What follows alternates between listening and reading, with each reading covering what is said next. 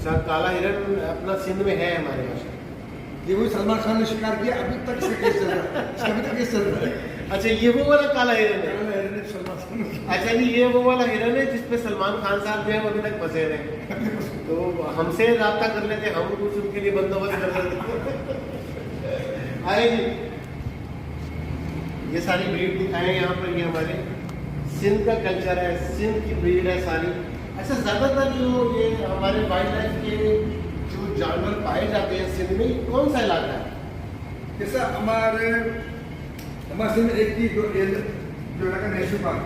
अच्छा, national park. National park हमारे यहाँ स्टार्ट हो गया, आपके यहाँ से लेके वो नेशनल पार्क तो मैं गया हूँ। हाँ, जो आपका वो आपका अंगोर है, एंगोर नेशनल पार्क, वो एंगोर नेशनल पार्क हमारे बड़ौदा में है। अंगोर में जब मैं एंटर हुआ हूँ, मैं जा रहा था गवादर बाय रोड। मुझे माता रानी की